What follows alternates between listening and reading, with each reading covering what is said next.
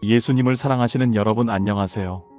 지금부터 잠시 핸드폰을 끄시고 온전히 하나님을 느끼는 시간이 되시길 바랍니다. 오늘 이 시간을 통해 진정한 평안을 찾으시길 원합니다. 많은 분들이 재정 문제로 인해 마음의 무거움을 안고 계실 것입니다. 월급이 모자라고 미래가 불안하고 자녀들의 교육비나 노후 준비에 대한 걱정이 끊이지 않으실 것입니다. 하지만 오늘 이 시간을 통해 하나님께서 우리에게 어떤 마음을 가지고 계시는지, 그리고 어떤 방법으로 우리의 재정에 개입하고 계시는지를 함께 나누고자 합니다. 돈의 문제는 단순히 경제적 이슈가 아닙니다. 그것은 우리의 가치관, 인생관, 그리고 하나님과의 관계를 보여주는 영적인 문제입니다. 세상은 더 많이 벌고 더 많이 모으라고 말하지만 하나님의 방식은 다릅니다.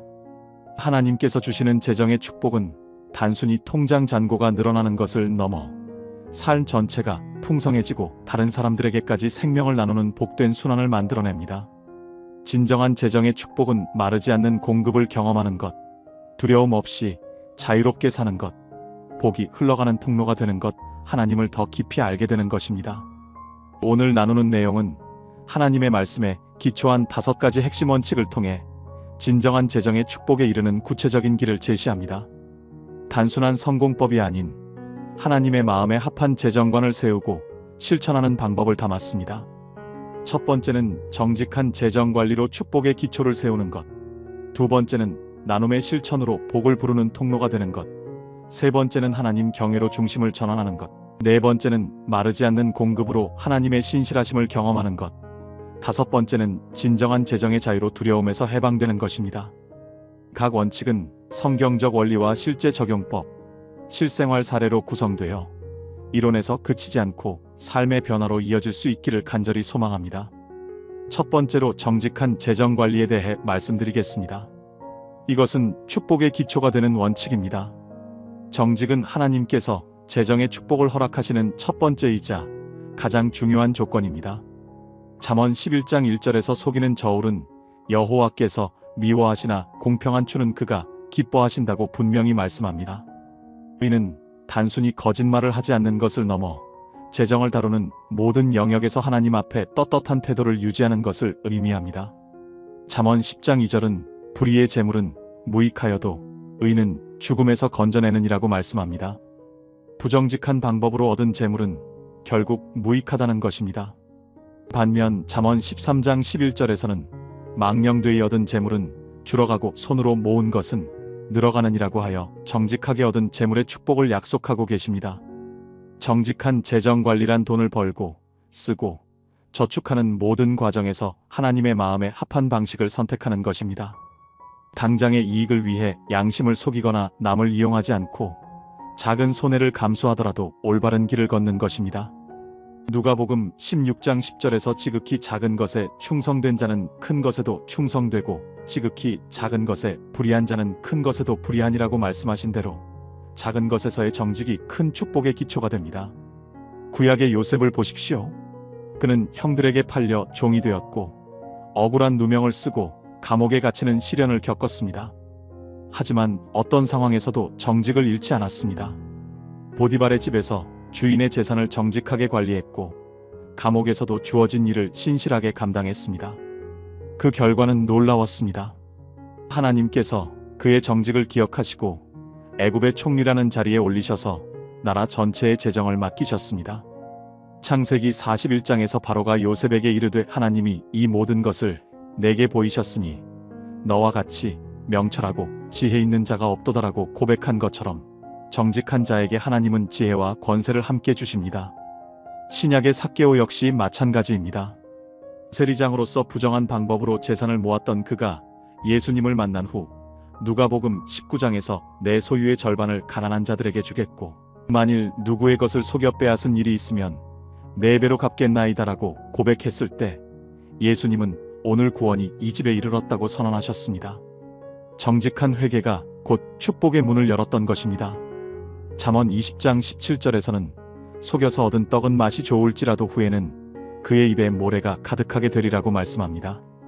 부정직한 방법으로 얻은 이익은 잠시 달콤할 수 있지만 결국은 괴로움으로 변한다는 것입니다. 반면 정직하게 얻은 것은 시편 1편에서 말씀하신 대로 시냇가에 심은 나무가 철을 따라 열매를 맺으며 그 잎사귀가 마르지 아니함 같아서 그가 하는 모든 일이 다 형통하리로다 하는 축복을 받게 됩니다. 현실 속에서도 정직의 힘은 강력합니다. 사업을 운영할 때 정직하게 세금을 내고 거래처와 신뢰를 쌓으며 고객을 속이지 않는다면 당장은 손해처럼 보일 수 있습니다. 하지만 잠언 15장 27절에서 이익을 탐하는 자는 자기 집을 해롭게 하나 뇌물을 싫어하는 자는 살리라고 하신 대로 정직한 자는 결국 살림을 받게 됩니다. 예를 들어 어떤 자영업자가 세금을 정확히 신고하고 납부한다면 당장의 수익은 줄어들 수 있습니다. 하지만 그런 정직함은 결국 사업의 안정성을 가져오고 금융기관에서의 신용도를 높이며 장기적으로 더 큰 사업 기회를 제공합니다. 잠언 22장 1절에서 말씀하신 대로 많은 재물보다 명예를 택할 것이요 은이나 금보다 은총을 더욱 택할 것이니라 하는 축복을 받게 됩니다. 직장인이라면 회사의 자원을 개인적으로 사용하지 않고 업무 시간을 성실히 지키며 정확한 업무 보고를 하는 것이 정직한 재정관리의 시작입니다. 골로새서 3장 23절에서 무엇을 하든지 마음을 다하여 주께 하듯 하고 사람에게 하듯 하지 말라고 말씀하신 대로 모든 일을 하나님 앞에서 하는 마음으로 해야 합니다. 정직한 재정관리는 큰 사업에서만 적용되는 것이 아닙니다. 일상의 작은 영역에서부터 시작됩니다. 마태복음 5장 37절에서 오직 너희 말은 옳다 옳다 아니라 아니라 하라 이에서 지나는 것은 악으로부터 나느니라고 말씀하신 대로 작은 말 한마디에서부터 정직해야 합니다. 수입 관리에서는 모든 수입을 정확히 신고하고 세금을 성실히 납부하기, 부업이나 투잡으로 인한 수입도 투명하게 관리하기가 중요합니다. 로마서 13장 7절에서 모든 자에게 줄 것을 주되 세금을 받을 자에게 세금을, 관세를 받을 자에게 관세를, 두려워할 자를 두려워하며 존경할 자를 존경하라고 명령하고 계십니다. 지출 관리에서는 개인 용도와 사업 용도를 명확히 구분하기, 영수증과 가계부를 정확히 작성하기, 할인이나 혜택을 받을 때도 정당한 방법으로만 이용하기를 실천해야 합니다. 고린도전서 4장 2절에서 그리고 맡은 자들에게 구할 것은 충성인이라고 말씀하신 대로 하나님께서 맡겨주신 재물에 대해 충성된 청지기가 되어야 합니다. 인간관계에서는 돈을 빌릴 때는 정확한 상환 계획을 세우고 약속 지키기가 필요합니다. 시편 37편 21절에서 악인은 꾸고 갚지 아니하나 의인은 은혜를 베풀고 주느니라고 말씀하신 대로 빚에 대한 책임감 있는 태도가 의인의 모습입니다. 정직한 재정관리의 가장 큰 축복 중 하나는 마음의 평안입니다. 부정하게 얻은 돈은 항상 들킬까 두렵고 손에 쥐고 있어도 마음이 불안합니다. 하지만 정직한 손으로 벌고 바른 마음으로 사용하는 사람은 어떤 상황에서도 떳떳할 수 있습니다. 잠언 10장 9절에서 바른 길로 행하는 자는 걸음이 평안하려니와 굽은 길로 행하는 자는 드러나리라고 말씀합니다. 이런 내면의 평안은 단순히 심리적 안정감을 넘어 실제로 더 나은 판단을 가능하게 합니다. 불안하고 조급한 마음으로는 올바른 재정 결정을 내릴 수 없지만 평안한 마음으로는 장기적이고 지혜로운 선택을 할 수 있습니다. 잠언 3장 5절과 6절에서 너는 마음을 다하여 여호와를 신뢰하고 내 명철을 의지하지 말라. 너는 범사에 그를 인정하라. 그리하면 내 길을 지도하시리라고 약속하고 계십니다. 정직은 재정 축복의 첫 단추입니다. 하나님은 정직한 자를 결코 외면하지 않으십니다. 시편 112편 3절에서 부요와 재물이 그의 집에 있으며 그의 공의가 영원히 있으리로다라고 말씀합니다. 여기서 그는 여호와를 경외하며 그의 계명을 크게 즐거워하는 자, 즉 정직한 자를 가리킵니다. 정직함은 하나님께서 더 큰 축복을 맡기실 수 있는 그릇을 만듭니다. 마태복음 25장의 달란트 비유에서 주인이 충성되고 지혜 있는 종아 잘하였도다. 내가 적은 일에 충성하였으니 내가 많은 것을 내게 맡기리니 내 주인의 즐거움에 참여할지어다라고 말씀하신 대로입니다. 우리가 남들이 보지 않는 자리에서 아무도 알지 못하는 순간에도 하나님 앞에 정직할 때 그것이 하나님께서 기뻐하시고 축복의 문을 여시는 이유가 됩니다. 히브리서 4장 13절에서 지으신 것이 하나라도 그 앞에 나타나지 않음이 없고 우리의 결산을 받으실 이의 눈앞에 만물이 벌거벗은 것 같이 드러나느니라고 말씀하신 대로 하나님은 모든 것을 보고 계십니다.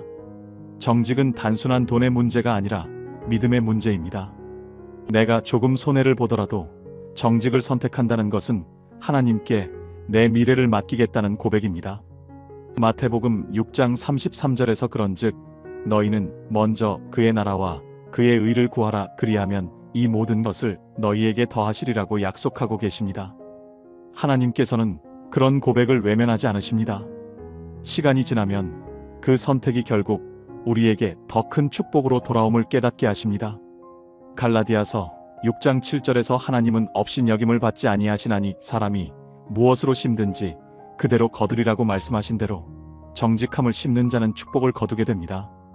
정직은 누구나 알지만 끝까지 지키기 어려운 덕목입니다. 그러나 하나님 앞에서 정직을 지키는 자에게 주어지는 보상은 세상이 줄 수 없는 차원의 것입니다. 고린도후서 4장 17절에서 우리가 잠시 받는 환난에 경한 것이 지극히 크고 영원한 영광에 중한 것을 우리에게 이루게 함이니라고 말씀하신 대로 현재의 작은 손해는 영원한 영광으로 바뀌게 됩니다. 두 번째로 나눔의 실천에 대해 말씀드리겠습니다. 이것은 복을 부르는 통로가 되는 원칙입니다. 하나님께서 재정의 축복을 맡기시는 사람에게 요구하시는 두 번째 조건은 나눔입니다. 많은 사람이 하나님께 복을 받기 원하지만 정작 그 복을 나누는 삶을 살 준비는 되어 있지 않습니다. 잠언 11장 24절에서 흩어 구제하여도 더욱 부하게 되는 일이 있나니 과도히 아껴도 가난하게 될 뿐이니라고 분명히 말씀합니다. 이것은 세상의 논리와는 정반대입니다. 일반적으로는 많이 모아야 부자가 된다고 생각하지만 하나님의 나라는 나눌 때 더 풍성해지는 법칙이 존재합니다. 잠언 11장 25절에서 구제를 좋아하는 자는 풍족하여질 것이요 남을 윤택하게 하는 자는 자기도 윤택하여지리라고 약속하고 계십니다.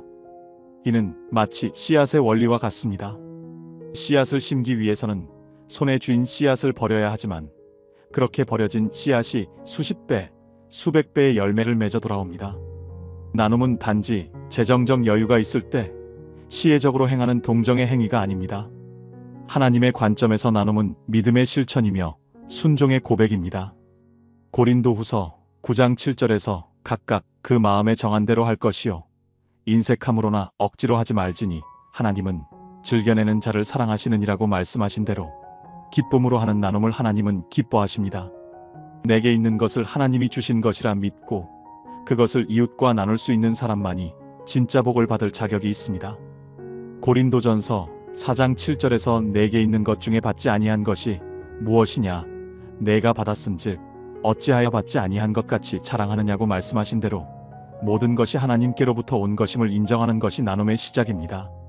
구약 성경에서 하나님은 이스라엘 백성에게 레위기 19장 9절과 10절에서 너희가 너희의 땅에서 곡식을 거둘 때에 너는 반 모퉁이까지 다 거두지 말고 내 떨어진 이삭도 줍지 말며 내 포도원의 열매를 다 따지 말고 내 포도원에 떨어진 열매도 줍지 말고 가난한 사람과 거류민을 위하여 버려두라. 나는 너희의 하나님 여호와이니라고 명령하셨습니다. 하나님께서는 자신의 백성이 남을 배려하고 가진 것을 조금 덜 누리더라도 어려운 이웃을 돌아보기를 원하셨습니다. 이런 나눔의 태도는 신약에 와서 예수님을 통해 완성됩니다.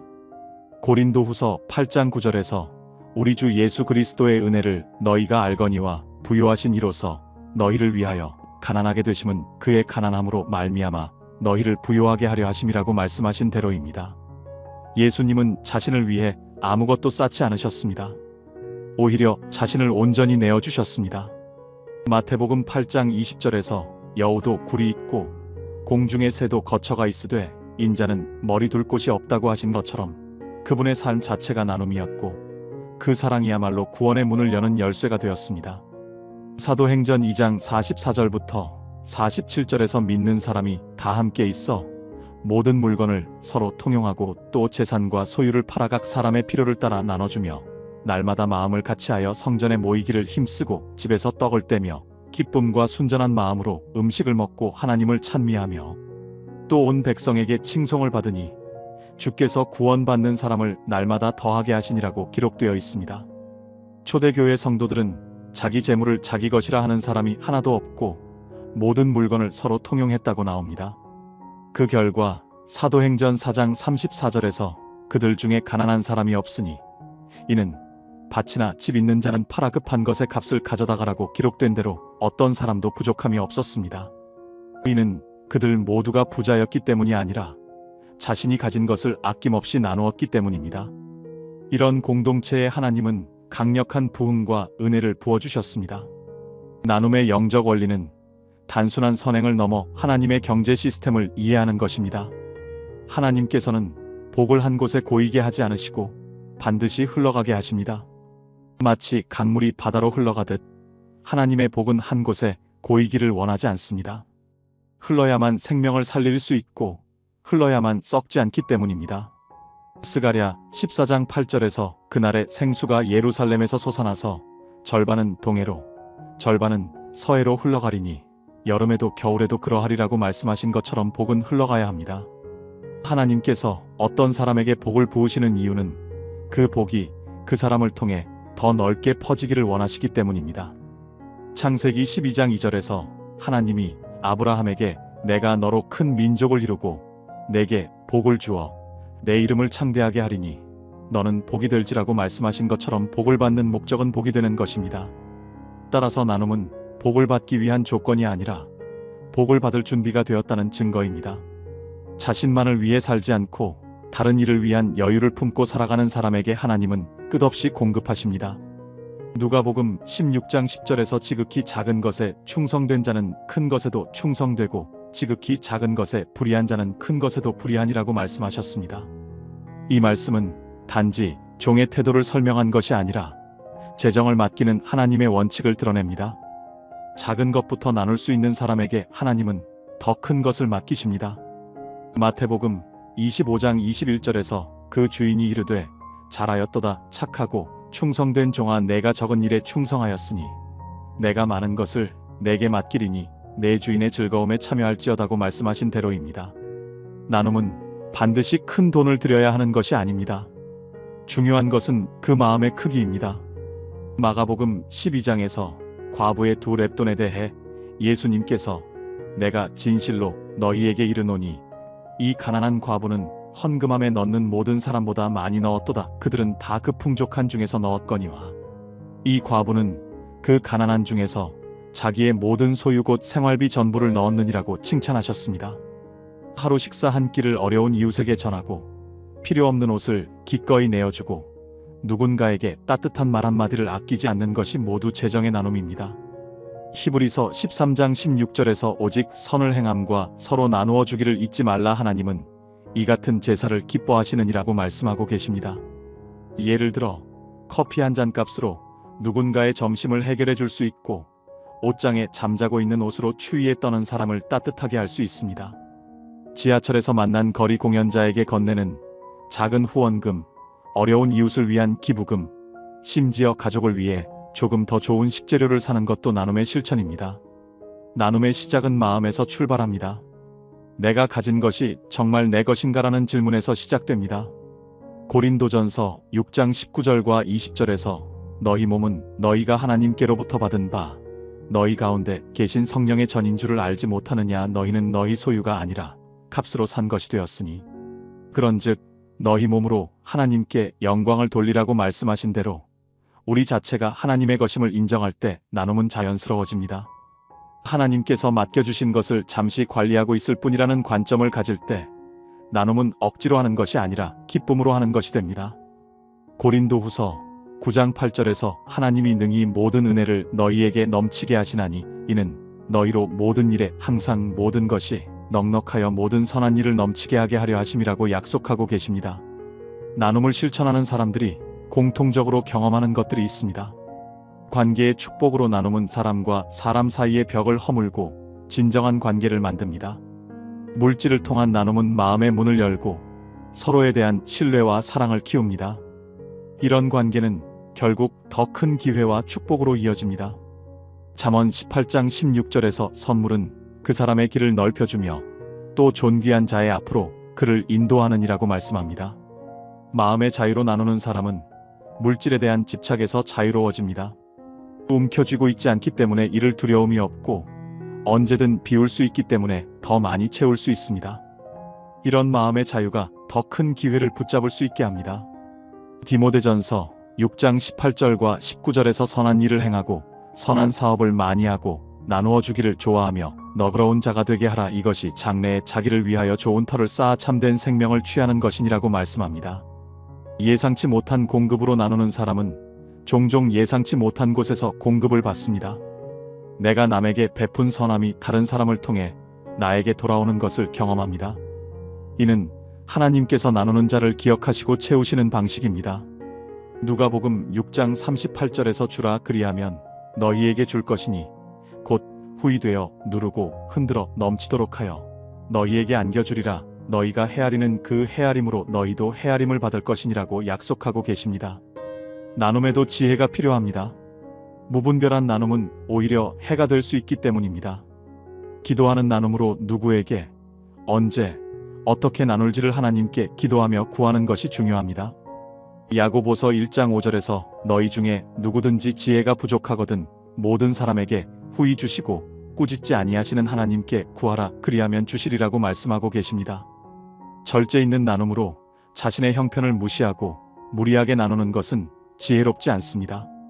디모데전서 5장 8절에서 누구든지 자기 친족 특히 자기 가족을 돌보지 아니하면 믿음을 배반한 자요 불신자보다 더 악한 자니라고 말씀하신 대로 가족의 필요를 돌아보지 않고 남을 돕는다면 그것은 선한 나눔이 아닙니다. 지속 가능한 나눔으로 일시적인 감정으로 하는 나눔보다는 꾸준히 지속할 수 있는 나눔의 패턴을 만드는 것이 중요합니다. 고린도후서 9장 7절에서 각각 그 마음에 정한 대로 할 것이요 인색함으로나 억지로 하지 말지니 하나님은 즐겨내는 자를 사랑하시느니라고 말씀하신 대로입니다. 나눔의 가장 놀라운 점은 그것이 확산된다는 것입니다. 한 사람의 나눔이 여러 사람에게 영향을 주고 그 사람들이 다시 다른 사람들에게 나누게 됩니다. 이렇게 복의 선순환이 만들어집니다. 특히 자녀들은 부모의 나눔을 보고 자랍니다. 나누는 부모를 본 자녀는 자연스럽게 나누는 사람이 됩니다. 이렇게 나눔은 세대를 이어가며 축복의 유산이 됩니다. 나눔은 사람의 마음을 여는 힘이 있습니다. 그리고 나눔은 하나님의 마음을 감동시킵니다. 스스로의 욕심을 줄이고 다른 일을 채우기 위한 결정을 내릴 때 하나님은 그 사람에게 더 큰 것을 맡기십니다. 왜냐하면 그 사람이 돈의 종이 아니라 돈을 다스릴 수 있는 사람임을 입증했기 때문입니다. 나눔은 복을 흘려보내는 통로입니다. 물이 고이면 썩듯이 돈도 흘러야 합니다. 그 통로를 하나님은 우리의 삶을 통해 열어가기를 원하십니다. 이사야 58장 10절과 11절에서 줄인 자에게 내 심정이 동하며 괴로워하는 자의 심정을 만족하게 하면 내 빛이 흑암 중에서 떠올라 내 어둠이 낮과 같이 될 것이며 나 여호와가 너를 항상 인도하여 메마른 곳에서도 내 영혼을 만족하게 하며 내 뼈를 견고하게 하리니 너는 물된 동산 같겠고 물이 끊어지지 아니하는 샘 같을 것이라고 약속하고 계십니다. 세 번째로 하나님 경외에 대해 말씀드리겠습니다. 이것은 중심의 전환을 가져오는 원칙입니다. 하나님이 재정의 축복을 허락하시는 세 번째 원칙은 하나님을 경외함입니다. 앞선 두 가지, 곧 정직과 나눔이 외적인 실천이라면 하나님을 경외하는 마음은 그 모든 실천을 가능하게 하는 중심의 태도입니다. 잠언 9장 10절에서 여호와를 경외하는 것이 지혜의 근본이요 거룩하신 이를 아는 것이 명철이니라고 말씀하신 대로 경외함은 모든 지혜의 출발점입니다. 하나님을 경외한다는 것은 단순히 하나님을 두려워하는 감정에 머무는 것이 아니라 그분을 삶의 주인으로 모시고 그분의 뜻 앞에 모든 것을 복종시키는 삶의 방향성을 의미합니다. 특히 재정에 있어 하나님을 경외한다는 것은 내 모든 물질이 내 것이 아니라 하나님의 것임을 인정하는 것에서 출발합니다. 시편 24편 1절에서 땅과 거기에 충만한 것과 세계와 그 가운데에 사는 자들은 다 여호와의 것이로다라고 선언하고 계십니다. 신명기 8장 3절에서는 분명히 말씀하십니다. 사람이 떡으로만 사는 것이 아니요 여호와의 입에서 나오는 모든 말씀으로 사는 줄을 알게 하시려 하심이니라. 이 구절은 재정에도 똑같이 적용됩니다. 사람은 돈으로만 살아가는 존재가 아닙니다. 오히려 하나님이 허락하신 은혜로 그리고 하나님의 말씀을 기준으로 살아갈 때 진정한 재정의 축복이 따라옵니다. 많은 사람들은 돈이 많아질수록 하나님보다 물질을 더 의지하고 결국 마음이 교만해집니다. 신명기 8장 17절과 18절에서 또 두렵건대 내가 마음에 이르기를 내 능력과 내 손의 힘으로 내가 이 재물을 얻었다 할까 하노라. 내 하나님 여호와를 기억하라. 그가 내게 재물 얻을 능력을 주셨음이라고 경고하고 계십니다. 이는 성경에서 반복적으로 경고하고 있는 위험입니다. 하나님을 경외하는 사람은 먼저 물질 앞에서 교만하지 않습니다. 자신이 가진 모든 것이 하나님으로부터 온 것임을 분명히 고백합니다. 야고보서 1장 17절에서 온갖 좋은 은사와 온전한 선물이 다 위로부터 빛들의 아버지께로부터 내려오나니 그는 변함도 없으시고 회전하는 그림자도 없으시니라고 말씀하신 대로입니다. 재정이 많아져도 자신이 잘나서가 아니라 하나님이 허락하신 은혜라는 것을 기억합니다. 그렇기 때문에 재정이 줄어들 때에도 낙심하지 않습니다. 모든 것을 공급하시는 분이 하나님이시며 그분은 필요할 때 반드시 채우시는 분임을 믿기 때문입니다. 빌립보서 4장 19절에서 나의 하나님이 그리스도 예수 안에서 영광 가운데 그의 풍성함으로 너희 모든 쓸 것을 채우시리라고 약속하고 계십니다. 솔로몬이 지혜를 구했을 때 하나님께서는 지혜뿐 아니라 부와 영광도 함께 주셨습니다. 열왕기상 3장 12절과 13절에서 내가 내 말대로 하여 내게 지혜롭고 총명한 마음을 주노니 내 앞에도 너와 같은 자가 없었거니와 내 뒤에도 너와 같은 자가 일어남이 없으리라. 내가 또 내가 구하지 아니한 부귀와 영광도 내게 주노니 내 평생의 왕들 중에 너와 같은 자가 없을 것이라고 말씀하셨습니다. 그 이유는 단순히 솔로몬이 올바른 선택을 했기 때문만은 아닙니다. 그는 하나님을 경외하는 마음으로 다스릴 지혜를 구했고 그 중심을 하나님이 기뻐하셨습니다. 결국 하나님의 축복은 중심을 향한 응답입니다. 사무엘상 16장 7절에서 사람은 외모를 보거니와 나 여호와는 중심을 보느니라고 말씀하신 대로입니다. 하나님을 경외하는 사람의 재정 관리에는 특별한 특징들이 있습니다.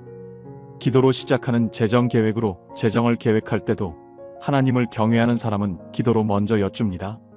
잠언 16장 3절에서 너의 행사를 여호와께 맡기라 그리하면 내가 경영하는 것이 이루어지리라고 말씀하신 대로입니다. 이 소비가 주님의 기쁨이 될 수 있는지, 이 결정이 그분의 뜻에 부합하는지를 살핍니다. 어떤 일의 수익성이 높아도 거기에 거짓이나 속임이 있다면 과감히 내려놓을 수 있는 용기, 그것이 바로 하나님을 경외하는 자의 모습입니다. 마태복음 4장 10절에서 예수께서 사탄에게 이르시되 사탄아 물러가라 기록되었으되 주 너의 하나님께 경배하고 다만 그를 섬기라 하였느니라고 말씀하신 것처럼 하나님만을 섬기는 것입니다. 하나님의 것을 먼저 드리는 삶으로 11조와 헌금은 하나님을 경외하는 마음의 구체적인 표현입니다. 말라기 3장 10절에서 너희의 온전한 11조를 창고에 들여 나의 집에 양식이 있게 하고 그것으로 나를 시험하여 내가 하늘 문을 열고 너희에게 복을 쌓을 곳이 없도록 붙지 아니하나 보라고 말씀하고 계십니다. 수입이 들어왔을 때 생활비부터 쓰고 남은 것을 드리는 것이 아니라 하나님의 것을 먼저 구별하여 드리는 것입니다. 이는 하나님이 나의 공급자이시며 나머지 90%로도 충분히 살아갈 수 있다는 믿음의 고백입니다. 마태복음 6장 33절에서 그런즉 너희는 먼저 그의 나라와 그의 의를 구하라 그리하면 이 모든 것을 너희에게 더하시리라고 약속하고 계십니다. 절제와 검소함의 실천으로 하나님을 경외하는 자는 돈이 많을 때에도 절제하며 살아갑니다. 자신의 부를 자랑하지 않으며 늘 조심스럽게 하나님 앞에서 물질을 다룹니다. 그것이 바로 하나님께서 믿고 재정을 맡기실 수 있는 사람의 모습입니다. 디모데전서 6장 17절에서 내가 이 세대에서 부한 자들을 명하여 마음을 높이지 말고 정함이 없는 재물에 소망을 두지 말고 오직 우리에게 모든 것을 후히 주사 누리게 하시는 하나님께 두며라고 말씀합니다.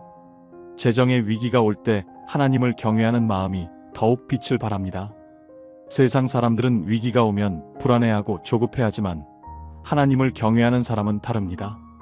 믿음으로 기다리는 인내로 당장 눈에 보이는 해결책이 없어도 하나님의 때를 기다릴 수 있습니다.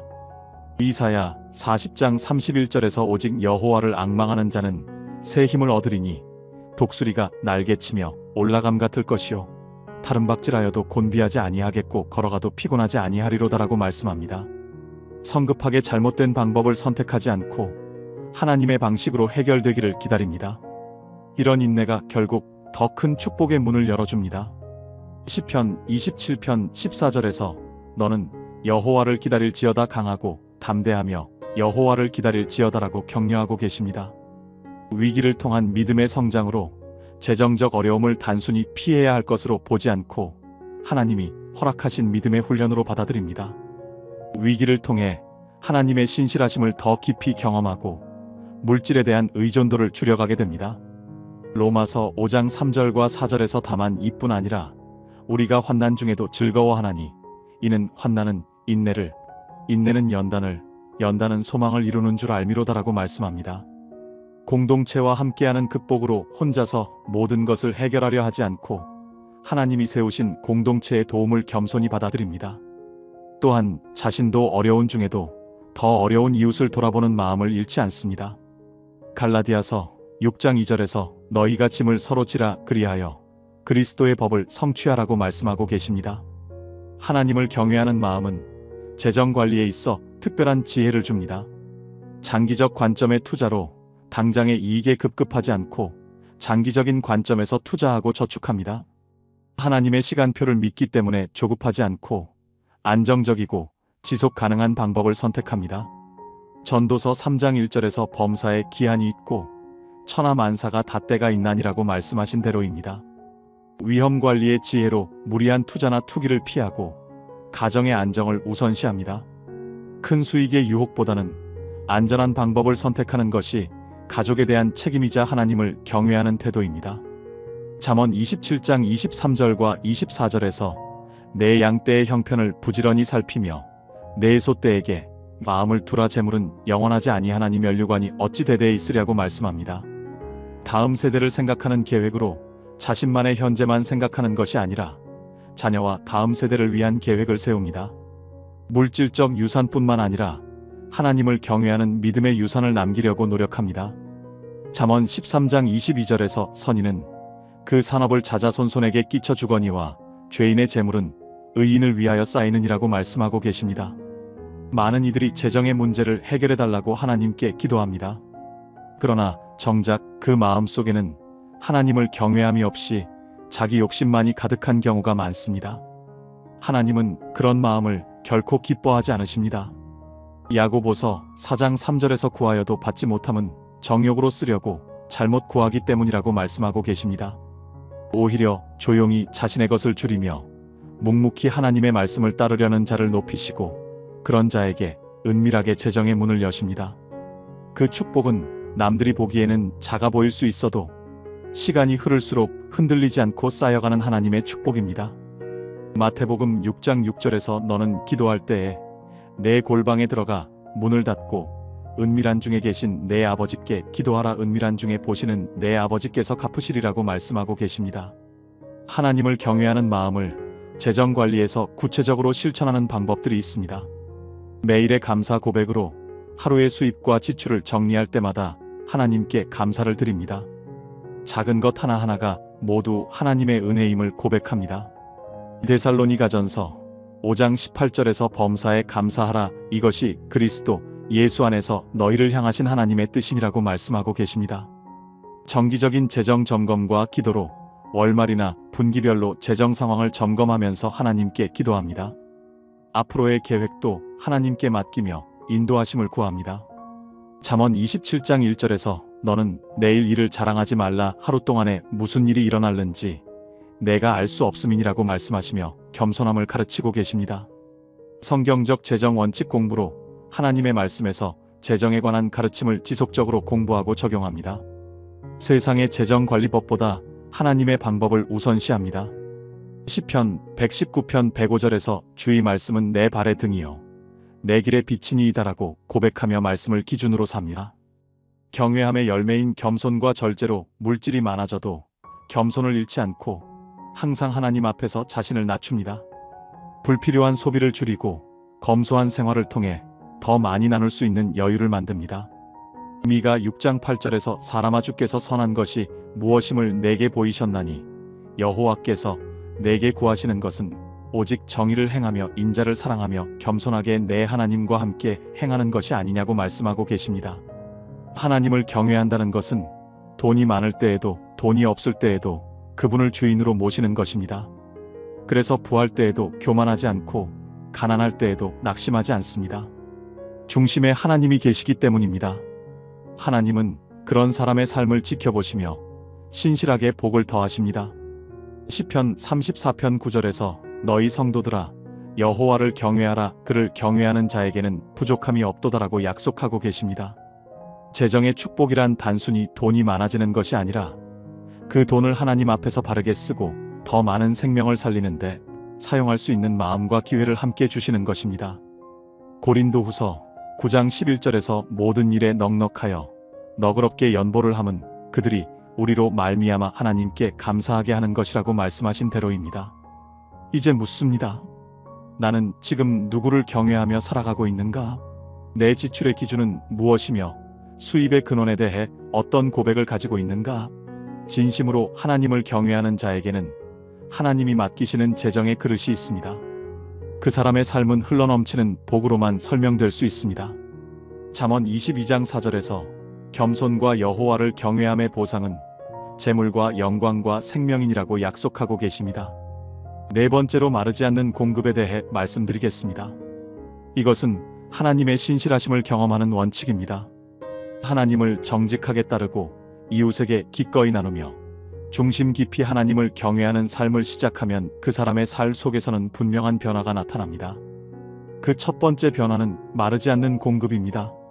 이것은 단순히 경제적으로 부족하지 않게 살아간다는 의미를 넘어서 필요할 때마다 정확하게 채워지고 아무리 어려운 환경에서도 놀라운 방식으로 공급하시는 하나님의 손길을 경험하게 되는 것을 말합니다. 이 마르지 않는 공급의 기적은 오직 하나님과의 신뢰 위에서만 가능하며 인간의 계산이나 노력만으로는 설명되지 않는 은혜의 흐름입니다. 시편 23편 1절에서 여호와는 나의 목자시니 내게 부족함이 없으리로다라고 고백하신 것처럼 하나님이 목자가 되시면 양은 부족함이 없습니다. 하나님께서 주시는 공급은 계산으로 설명되지 않습니다. 그분은 사람이 예비할 수 없는 것을 예비하시는 분이기 때문입니다. 마태복음 6장 26절에서 공중의 새를 보라. 심지도 않고 거두지도 않고 창고에 모아들이지도 아니하되 너희 하늘아버지께서 기르시나니 너희는 이것들보다 귀하지 아니하냐고 말씀하시며 하나님의 공급하심을 보여주십니다. 열왕기상에는 엘리야 선지자가 등장합니다. 가뭄이 극심하던 시대 하나님은 엘리야를 사르밧이라는 작은 마을의 한 과부에게 보내십니다. 이 여인은 마지막 밀가루와 기름을 가지고 아들과 마지막 식사를 하려는 상황이었습니다. 열왕기상 17장 12절에서 그가 이르되 당신의 하나님 여호와께서 살아계심을 두고 맹세하노니 나는 떡이 없고 다만 통에 가루 한 움큼과 병에 기름 조금뿐이라 내가 나무 2개를 주워다가 나와 내 아들을 위하여 음식을 만들어 먹고 그 후에는 죽으리라고 절망적인 상황을 토로했습니다. 그런데 엘리야는 그 여인에게 먼저 자기를 위해 떡을 만들어 달라고 요청합니다. 인간적인 기준으로 보면 매우 이기적인 부탁처럼 보이지만 이 요청은 하나님의 명령이었습니다. 열왕기상 17장 13절과 14절에서 엘리야가 그에게 이르되 두려워하지 말고 가서 내 말대로 하려니와 먼저 그것으로 나를 위하여 작은 떡 하나를 만들어 내게로 가져오고 그 후에 너와 내 아들을 위하여 만들라.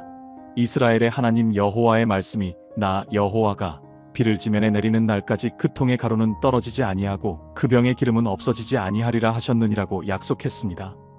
여인은 망설임 끝에 순종했고 그 결과는 놀라웠습니다. 열왕기상 17장 16절에서 여호와께서 엘리야를 통하여 하신 말씀과 같이 통의 가루가 떨어지지 아니하고 병의 기름이 없어지지 아니하니라고 기록되어 있습니다. 그 여인의 작은 순종이 마르지 않는 공급으로 이어진 것입니다. 이스라엘 백성들이 광야에서 경험한 만나의 기적도 마찬가지입니다. 하나님께서는 매일 하늘에서 만나를 내려주셨습니다. 출애굽기 16장 18절에서 많이 거둔 자도 남지 아니하였고 적게 거둔 자도 부족하지 아니하였으니 각 사람이 먹을 만큼씩 거두었더라고 기록되어 있습니다. 많이 거두어도 남지 않고 적게 거두어도 부족하지 않았습니다. 중요한 것은 그들이 매일 하나님을 의지하며 살아가는 훈련을 받았다는 점입니다. 마르지 않는 공급은 하나님과의 끊임없는 관계 속에서 유지되는 것입니다. 하나님께서는 우리에게 쌓아놓고 안심하라고 하지 않으시고 매일 그분을 의지하며 살아가도록 하십니다. 신명기 8장 16절에서 내 조상들도 알지 못하던 만나를 광야에서 내게 먹이신 것은 너를 낮추시며 너를 시험하사 마침내 내게 복을 주려 하심이었느니라고 말씀하고 계십니다. 실제로 하나님을 신뢰하고 그분의 질서를 따라 재정을 다루는 사람의 삶 속에는 이런 마르지 않는 공급이 현실이 됩니다. 사업이 흔들릴 때도 이상하게 필요한 자금이 연결되는 경험을 합니다. 예상치 못한 고객이 나타나거나 오래된 채권이 회수되거나 새로운 사업 기회가 열리는 것을 보게 됩니다. 이사야 65장 24절에서 그들이 부르기 전에 내가 응답하겠고 그들이 말을 마치기 전에 내가 들을 것이라고 약속하고 계십니다. 일자리가 끊어졌을 때에도 누군가의 손길을 통해 채워지는 경험을 합니다. 가족이나 친구, 심지어 전혀 예상하지 못한 사람을 통해 도움이 오기도 합니다. 하나님은 다양한 통로를 통해 공급하시는 분입니다. 빌립보서 4장 19절에서 나의 하나님이 그리스도 예수 안에서 영광 가운데 그의 풍성함으로 너희 모든 쓸 것을 채우시리라고 약속하고 계십니다. 감당할 수 없을 만큼 큰 지출이 앞에 있을 때에도 하늘문이 열리는 경험을 하게 됩니다. 의료비, 자녀 교육비, 주거비 등의 큰 부담 앞에서 하나님의 공급하심을 체험합니다.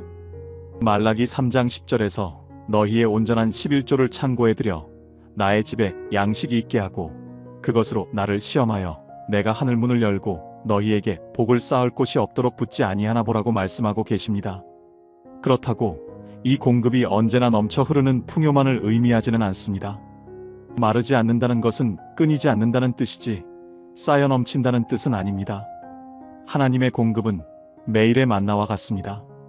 마태복음 6장 11절에서 오늘 우리에게 일용할 양식을 주시옵고라고 기도하라고 가르치신 것처럼 하루하루의 필요를 채우시는 것입니다.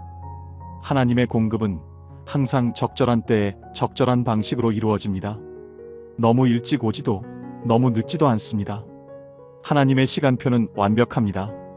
전도서 3장 1절에서 범사에 기한이 있고 천하만사가 닷때가 있나니라고 말씀하신 대로입니다. 하박국 2장 3절에서도 이 묵시는 정한 때가 있나니 그 종말을 향하여 달려가며 거짓이 없으리라 비록 더딜지라도 기다리라 지체되지 않고 반드시 응하리라고 약속하고 계십니다. 각 사람의 상황과 필요에 따라 공급의 방식이 달라집니다. 어떤 때는 물질로, 어떤 때는 기회로, 어떤 때는 지혜로 공급하십니다. 야고보서 1장 5절에서 너희 중에 누구든지 지혜가 부족하거든 모든 사람에게 후히 주시고 꾸짖지 아니하시는 하나님께 구하라 그리하면 주시리라고 말씀하고 계십니다. 하나님의 공급은 단순히 문제를 해결하는 것을 넘어 우리의 믿음을 키우고 하나님을 더 깊이 알게 하는 목적이 있습니다. 고린도후서 1장 9절에서 우리는 우리 자신이 사형 선고를 받은 줄 알았으니 이는 우리로 자기를 의지하지 말고 오직 죽은 자를 다시 살리시는 하나님만 의지하게 하심이라고 말씀하고 계십니다. 하나님께서는 다양한 통로를 통해 공급하십니다. 가족, 친구, 동료, 심지어 모르는 사람을 통해서도 하나님은 공급하십니다. 중요한 것은 그 뒤에 계신 하나님의 손길을 인식하는 것입니다. 잠언 19장 17절에서 가난한 자를 불쌍히 여기는 것은 여호와께 꾸어드리는 것이니 그의 선행을 그에게 갚아주시리라고 말씀하신 것처럼 하나님은 사람을 통해 역사하십니다. 새로운 일자리, 사업 기회, 투자 기회 등을 통해 공급받기도 합니다. 이런 기회들이 적절한 때에 나타나는 것은 우연이 아닙니다. 잠언 16장 9절에서 사람이 마음으로 자기의 길을 계획할지라도 그의 걸음을 인도하시는 이는 여호와 신이라고 말씀하고 계십니다. 때로는 불필요한 지출을 줄이게 하거나 더 좋은 조건의 상품을 발견하게 하는 방식으로도 공급하십니다. 정부의 지원 정책, 회사의 복리후생, 각종 할인 혜택 등을 통해서도 하나님은 공급의 역사를 이루십니다.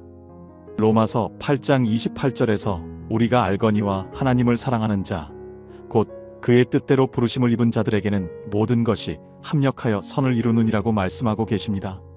마르지 않는 공급을 경험하기 위해서는 마음의 준비가 필요합니다. 감사하는 마음으로 이미 받은 것에 감사하지 못하면 더 많이 주셔도 깨닫지 못합니다.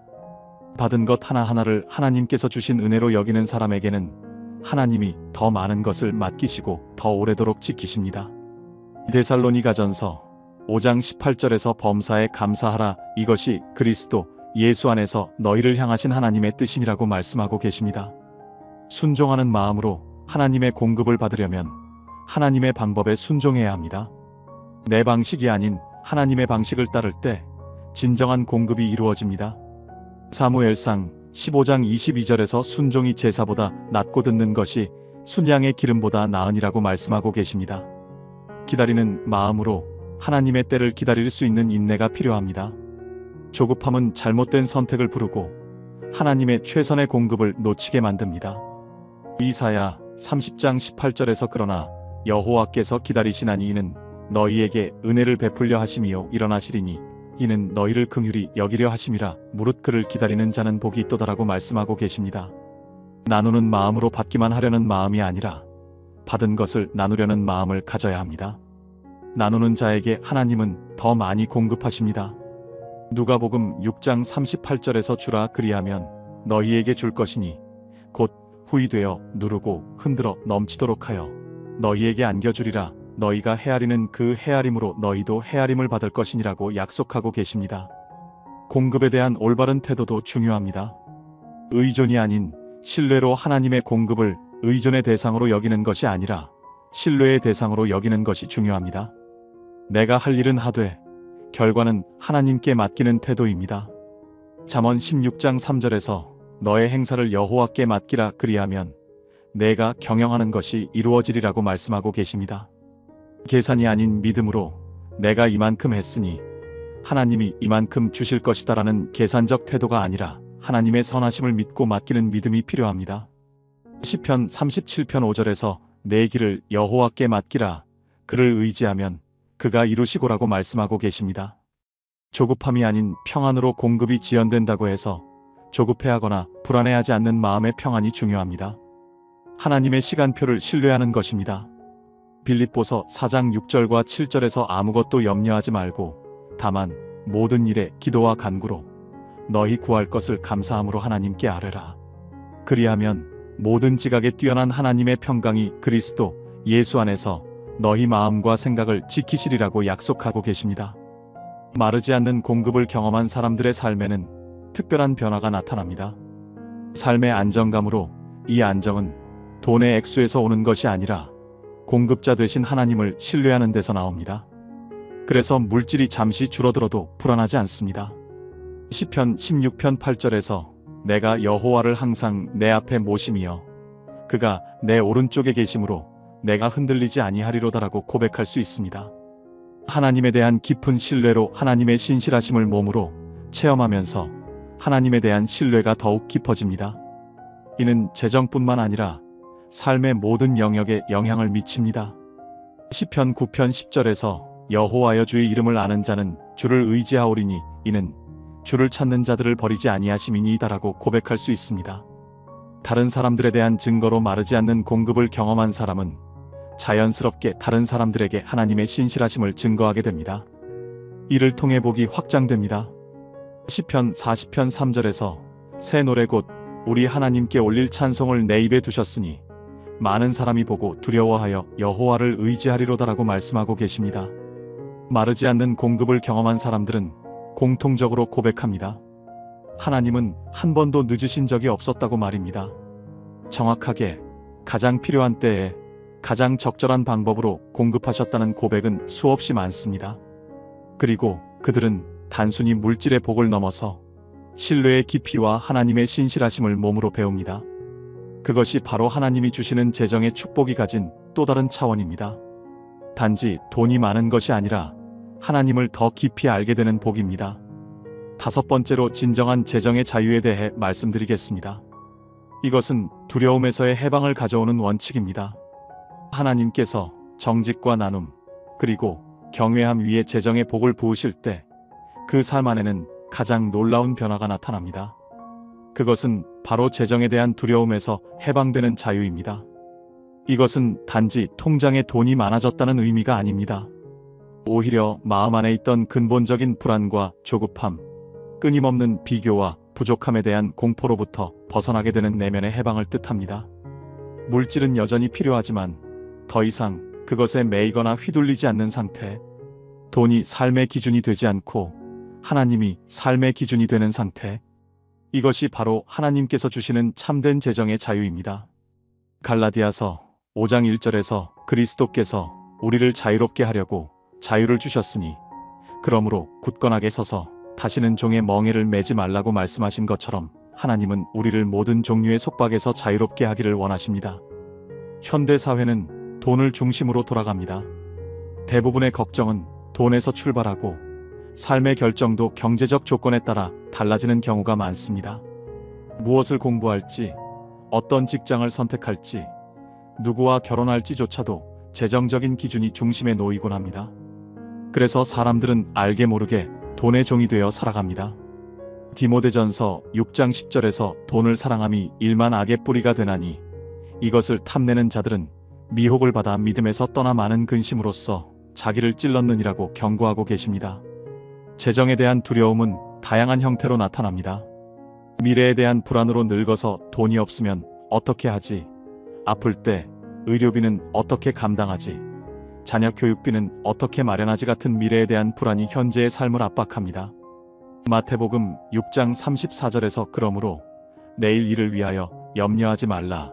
내일 일은 내일이 염려할 것이요 훗날의 괴로움은 그날로 족하니라고 말씀하셨지만 많은 사람들이 내일을 염려하며 오늘의 평안을 잃고 살아갑니다. 비교에서 오는 열등감으로 다른 사람들과 비교하면서 느끼는 상대적 박탈감이 끊임없는 스트레스를 만듭니다. SNS를 통해 보는 다른 사람들의 풍요로운 생활이 자신의 부족함을 더욱 부각시킵니다. 고린도후서 10장 12절에서 우리는 자기를 추천하는 어떤 사람들과 함께 비교하거나 견주는 일을 감히 하지 못하겠노라. 그러나 그들이 자기 자신들 안에서 자기를 재고 자기끼리 비교하니 지혜가 없느니라고 말씀하며 비교의 어리석음을 지적하고 계십니다. 상실에 대한 공포로 현재 가진 것을 잃을까봐 두려워하는 마음이 삶을 위축시킵니다. 투자를 할 때도 소비를 할 때도 항상 불안하고 조심스럽습니다. 무력감과 통제 욕구로 재정 상황을 통제할 수 없다는 무력감과 동시에 모든 것을 내가 해결해야 한다는 부담감이 공존합니다. 잠언 16장 9절에서 사람이 마음으로 자기의 길을 계획할지라도 그의 걸음을 인도하시는 이는 여호와시니라고 말씀하셨지만 많은 사람들이 모든 것을 자신이 통제하려고 합니다. 시편 23편의 이 짧은 문장에는 참된 재정 자유의 비밀이 담겨 있습니다. 여호와는 나의 목자시니 내게 부족함이 없으리로다라는 고백에서 목자가 모든 것을 책임진다는 사실을 믿을 때 양은 부족함을 두려워하지 않습니다. 우리가 하나님의 양이라면 우리의 필요와 내일은 모두 주님의 손에 있습니다. 바로 이 믿음이 사람을 두려움에서 해방시킵니다. 재정에 대한 두려움은 돈이 없을 때보다 오히려 돈을 사랑할 때 더 강하게 찾아옵니다. 가진 것을 잃을까봐 불안하고 더 많은 것을 갖고 싶은 마음이 멈추지 않기 때문입니다. 그런데 하나님을 경외하는 자는 가진 것이 많든 적든 흔들리지 않습니다. 그의 중심은 재정이 아니라 공급자 되신 하나님께 있기 때문입니다. 빌립보서 4장 11절과 12절에서 내가 궁핍함으로 말하는 것이 아니니라 어떠한 형편에든지 나는 자족하기를 배웠노니 나는 비천에 처할 줄도 알고 풍부에 처할 줄도 알아 모든 일 곧 배부름과 배고픔과 풍부함과 궁핍함에도 처할 줄 아는 일체의 비결을 배웠노라고 바울이 고백한 것과 같습니다. 두려움에서 해방된 삶의 특징들이 있습니다. 돈이 있어도 교만하지 않고 없어도 초조하지 않으므로 하나님을 경외하는 사람은 재정 상황에 관계없이 일정한 마음을 유지합니다. 이는 그의 정체성과 가치가 돈이 아닌 하나님과의 관계에서 나오기 때문입니다. 골로새서 3장 2절과 3절에서 위의 것을 생각하고 땅의 것을 생각하지 말라. 이는 너희가 죽었고 너희 생명이 그리스도와 함께 하나님 안에 감추어졌음이라고 말씀하고 계십니다. 미래를 염려하지 않는 현재 중심의 삶으로 내일을 위해 준비는 하되 내일을 염려하지는 않습니다. 마태복음 6장 26절에서 공중의 새를 보라. 심지도 않고 거두지도 않고 창고에 모아들이지도 아니하되 너희 하늘 아버지께서 기르시나니 너희는 이것들보다 귀하지 아니하냐는 말씀을 실제로 살아갑니다. 비교하지 않는 감사한 마음으로 다른 사람과 비교하지 않고 하나님께서 자신에게 주신 것에 감사합니다. 각자에게 주신 하나님의 계획이 다름을 인정하고 자신만의 속도로 걸어갑니다. 고린도전서 4장 7절에서 누가 너를 남달리 구별하였느냐 내게 있는 것 중에 받지 아니한 것이 무엇이냐 내가 받았은즉 어찌하여 받지 아니한 것 같이 자랑하느냐고 말씀하며 겸손함을 가르치고 계십니다. 자유를 경험하는 구체적 영역들이 있습니다. 직업 선택의 자유로 돈만을 기준으로 직업을 선택하지 않고 하나님의 부르심과 자신의 은사를 고려하여 선택할 수 있습니다. 당장의 연봉이 적어도 하나님의 뜻이라면 순종할 수 있는 자유가 있습니다. 잠언 3장 5절과 6절에서 너는 마음을 다하여 여호와를 신뢰하고 내 명철을 의지하지 말라. 너는 범사에 그를 인정하라. 그리하면 내 길을 지도하시리라고 약속하고 계십니다. 관계의 자유로 재정적 이해관계 때문에 관계를 맺거나 끊지 않습니다. 진정한 사랑과 우정을 바탕으로 건강한 관계를 유지할 수 있습니다. 소비의 자유로 남들에게 보이기 위한 소비나 스트레스 해소를 위한 충동구매에서 벗어납니다. 정말 필요한 것과 하나님께 영광이 되는 것을 기준으로 지혜롭게 소비합니다. 디모데전서 6장 8절에서 우리가 먹을 것과 입을 것이 있은즉 족한 줄로 알 것이니라고 말씀하고 계십니다.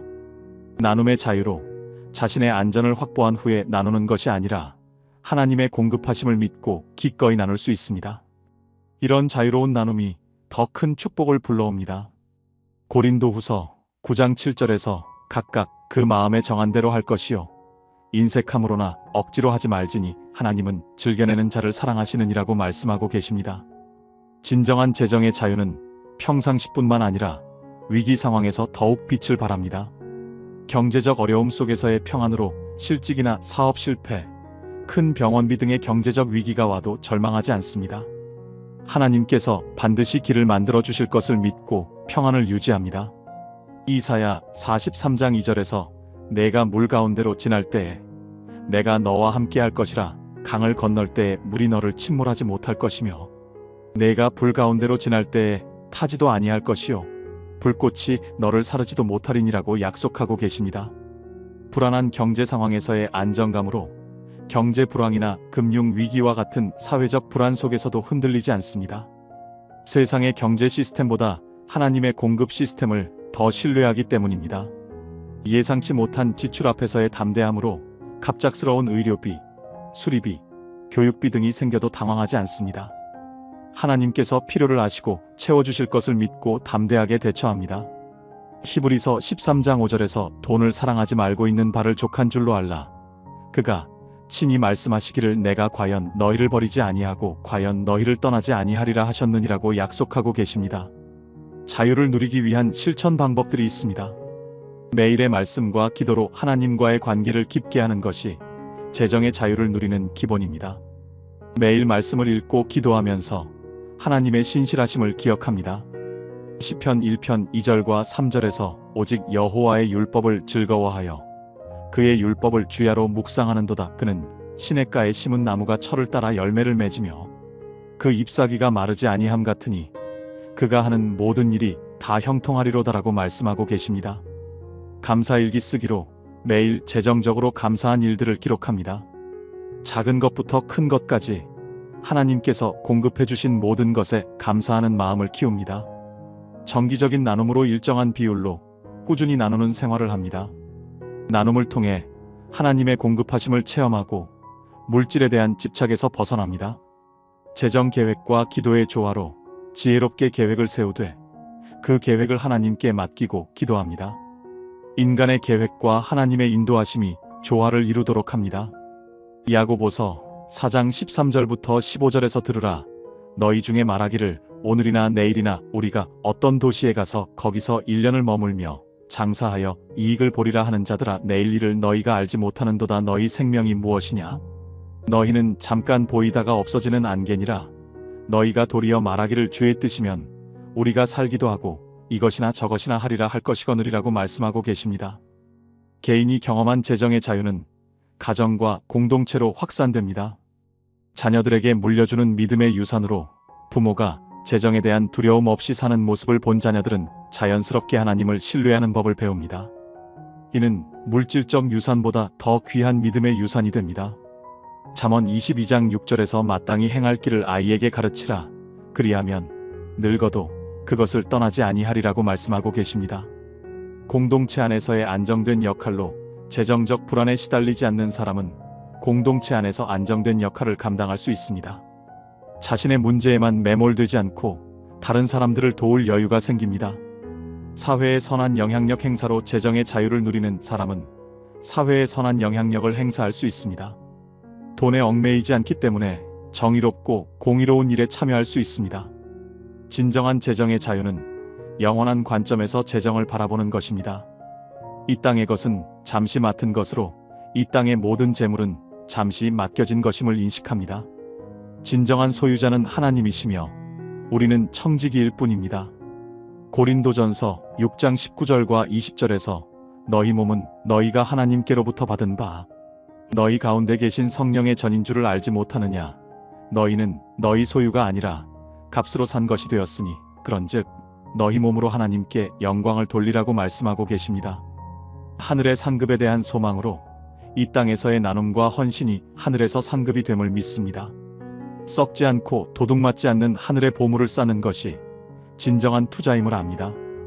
마태복음 6장 20절과 21절에서 오직 너희를 위하여 보물을 하늘에 쌓아 두라. 거기는 좀이나 동록이 해하지 못하며 도둑이 구멍을 뚫지도 못하고 도둑질도 못하느니라. 내 보물 있는 그곳에는 내 마음도 있느니라고 말씀하고 계십니다. 하나님 나라의 가치 우선으로 세상의 가치가 아닌 하나님 나라의 가치를 우선시합니다. 의와 평강과 성령 안에서 기쁨이 참된 부요임을 깨닫습니다. 로마서 14장 17절에서 하나님의 나라는 먹는 것과 마시는 것이 아니요 오직 성령 안에서 의와 평강과 기쁨이라고 말씀하고 계십니다. 재정의 두려움에서 해방된 사람의 삶은 단순히 경제적 성공을 넘어선 풍요로움을 보여줍니다. 그들은 돈이 많고 적음에 관계없이 진정한 만족과 평안을 누립니다.